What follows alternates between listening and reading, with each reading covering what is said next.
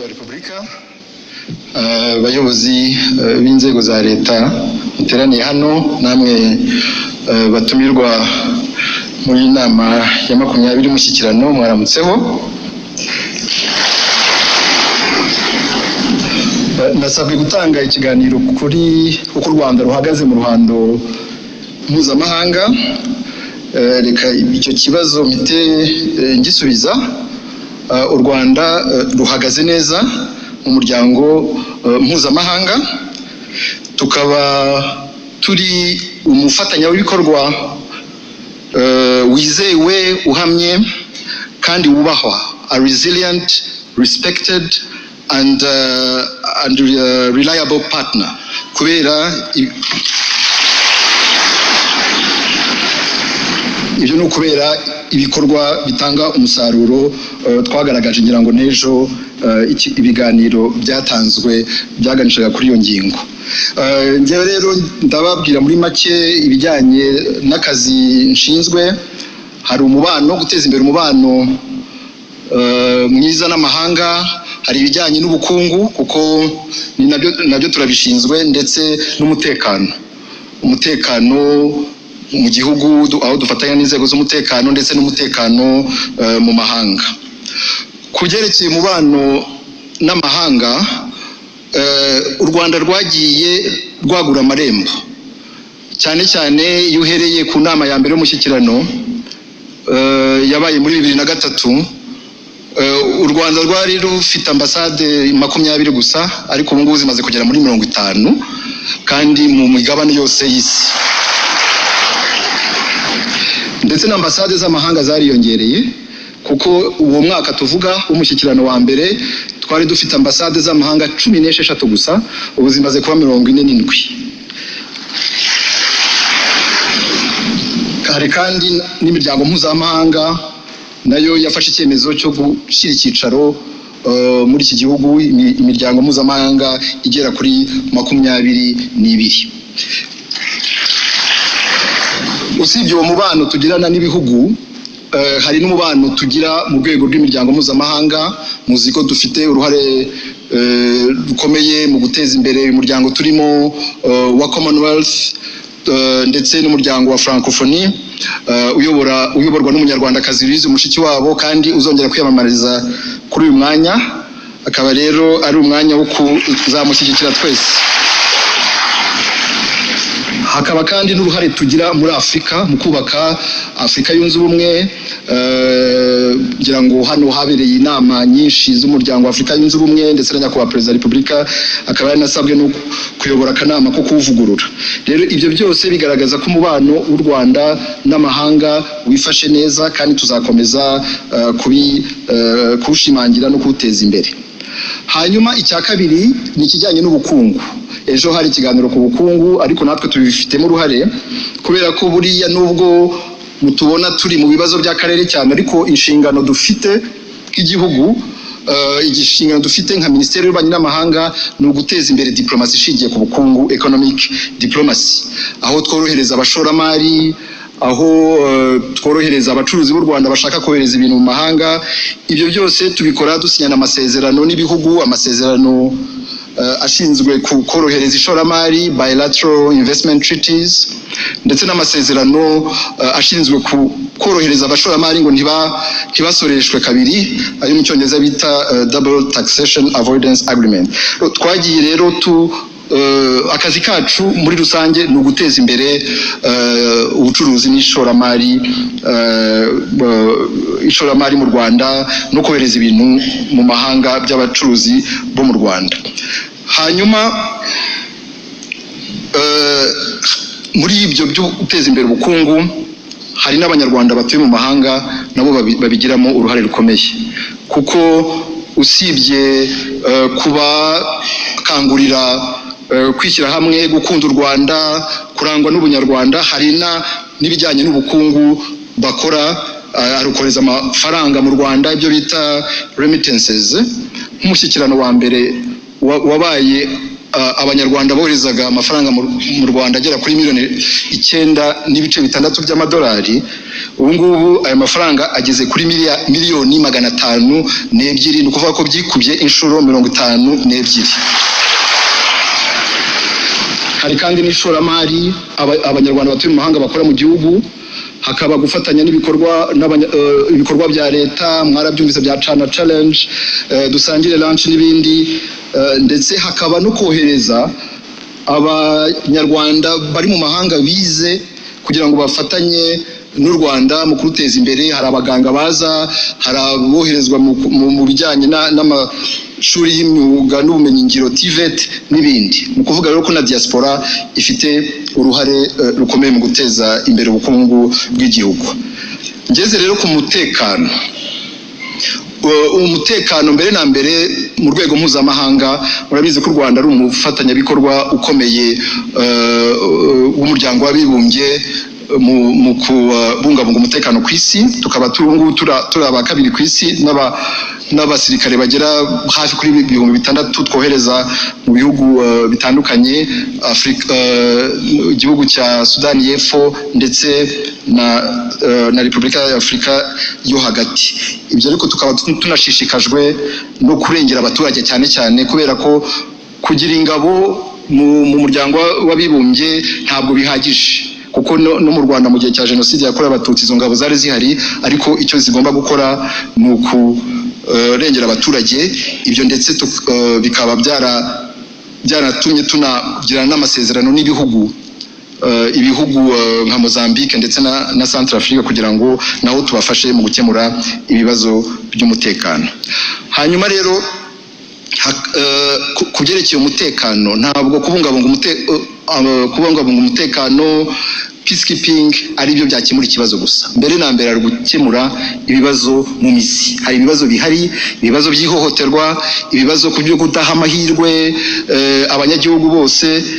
Ni nayo mpamvu rero tugomba kwicara ngo turebe ibibazo mu mizi uko biteye, bikaba binganisha rero mu kibazo cy'umutekano mu karere k'ibiyaga bigari. Ejo nyakubahwa Perezida wa Repubulika yabahaye ikiganiro, yababwiye uko pozisiyo y'u Rwanda kuri iki kibazo iyo musoma ibinyamakuru, imbuga nkoranyambaga, harimo navuga manipulation nyinshi, harimo kutavugisha ukuri, abantu bakigiza nkana, cyane cyane abanyamahanga, harimo n'abapartners bacu ntibavugisha ukuri kandi ibibazo tuzi uko biteye. Nk'intambara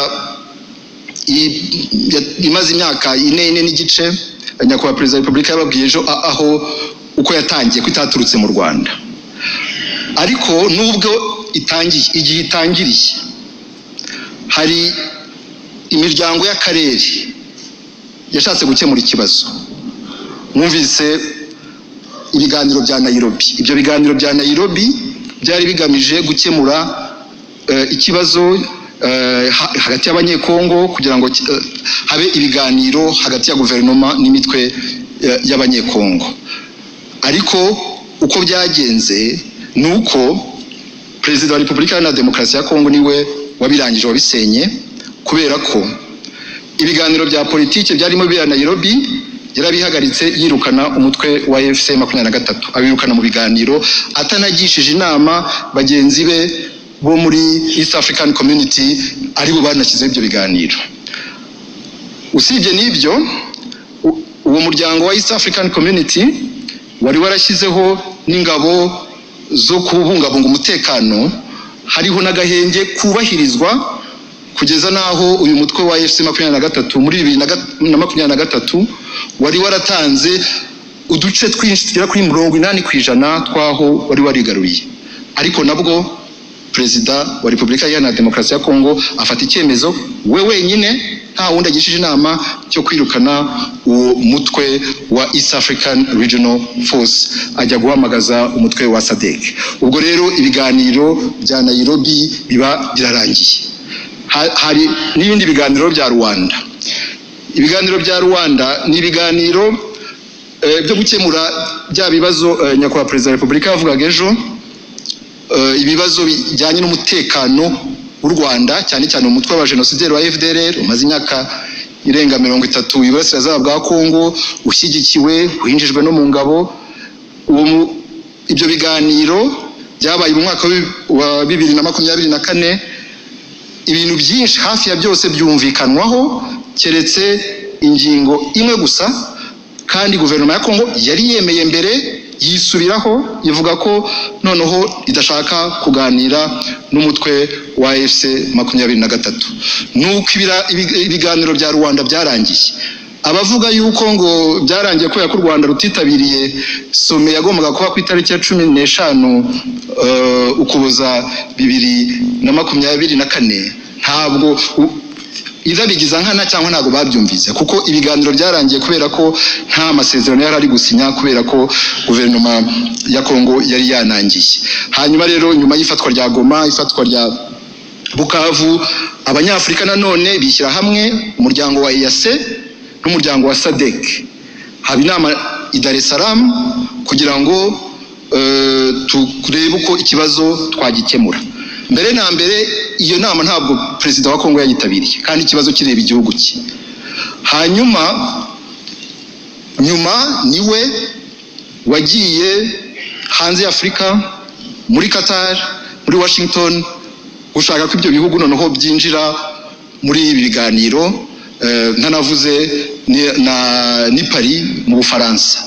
Ni ukuvuga rero iyo bavuga ngo u Rwanda rwajyanye ibiganiro hanze ya Afrika, ibyo ntabwo ari byo.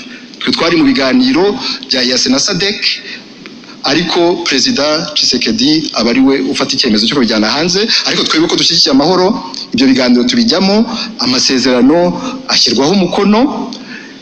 Ariko ikibazo gikomeye burya si amasezerano, si ugushyira umukono ku masezerano. Ikibazo n'ubushake bwa politiki nibwo bwabuze. Mwumvise neza ejo bundi nyakubahwa Perezida wa Repubulika ajya gusinya amasezerano ya Washington ku itariki ya 4 Ukuboza umwaka ushize, na nyuma yaho umujyi wa Uvira ugafatwa. Amagambo yavuzwe kuvuga ngo ni kutubahirizwa ku Rwanda na FC 23 kw'aya masezerano. Ariko icyo birengagiza nyakubahwa Perezida wa Repubulika yavugaga ejo ni ukuri kwabyo uko byagenze.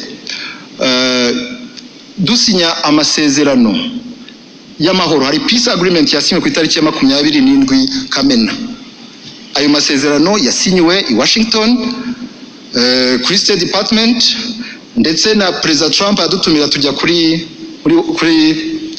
White House kugira ngo duhagarike aya makimbirane, noneho amahoro ahinde mu karere. Ndetse nabonye ari nabihaye Imana, twaranabisengeye.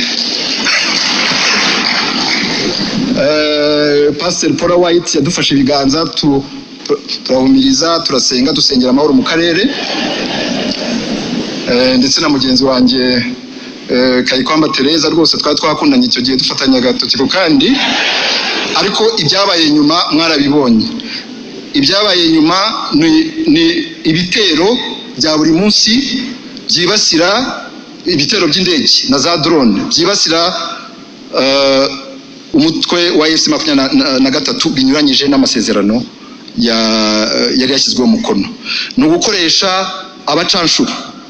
Mwabonye abacanshuro bo muri Romania banyuze hano bihuta quickly, hanyuma bo basimuzwe n'abandi bacanshuro bo muri bihugu bitandukanye harimo Colombia. Hari no gukoresha ingabo z'abaturanyi b'impanga kugira ngo bajya muri Kongo mu gufatanya na guverinoma ya Kongo kwibasira abanyamurenge, babashyiraho blocus aho bababuza gutambuka ngo bajye ku masoko. Ibyo byose ntitwahemye kubibwira umuryango mpuzamahanga wa wundi nyakubahwa Perezida wa Repubulika yavugaga. Ntitwahemye kubibwira abahuza, tubabwira ko amasezerano y'amahoro, amasezerano y'agahenge ari amasezerano areba impande ebyiri, ko atareba uruhande rumwe.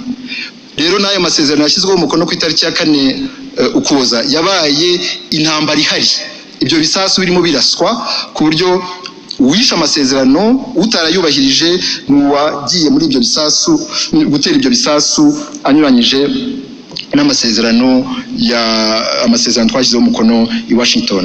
Twebwe rero nk'u Rwanda dushyigikiye amasezerano ashyizweho umukono, tukaba dushyigikiye ko ashyirwa mu bikorwa kuko ni amasezerano rusange arimo agenga ibibazo byose, harimo ibibazo bijyanye n'umutekano bya kurandura umutwe wa FDLR no gukuraho ingamba z'ubwirinzi z'u Rwanda, hari ibijyanye n'ubukungu.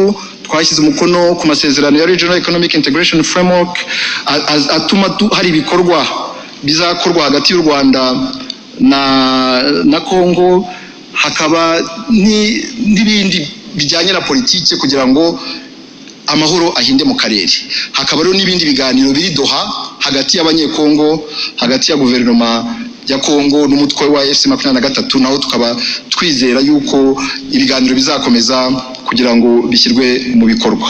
Hanyuma icyagaragaye n'uyu mwaka utangira, natwe tushaka no kuhingufu ni ubuhuza bwa Afurika, kubera ko nkuko mwabyumvise ubuhuza bwatangiye muri Afurika ariko bujyanwa hanze ya Afurika. Icyo twifuza nuko ubuhuza bwa Afurika, umuhuza mukuru perezida w'inama y'abaminisitiri wa Togo Faure Nyansimbe, abahuza 5 bakongera ingufu mu gushyira mu bikorwa aya masezerano ya Washington na Doha. Natwe rero tukaba tubishyigikiye kuko dusanga ari ngombwa yuko iki kibazo cyarangira mu mahoro. Nkuko nabivuze, u Rwanda ruhagaze neza, rufitanye umubano mwiza ugenda wiyongera n'ibihugu by'amahanga, nubwo tubona amakimbirane ahari mu bihugu by'ibigugu ku isi, ariko u Rwanda rukomeje iterambere no gutsura umubano n'amahanga. Icya kabiri aricyo nyakubahwa perezida wa Repubulika akunze kutubwira nuko u Rwanda rufite umutekano, u Rwanda rurarinzwe, abanyarwanda nibaryame biyorose basinzire. Twashyizeho ingamba z'ubwirinzi, hari zimwe mwabonye zimira ibisasu bunguri, hakaba n'izindi zihari zose zigamije kurinda umutekano w'u Rwanda, kurinda umutekano w'abanyarwanda kugira ngo twese twikomereze imihigo. Murakoze.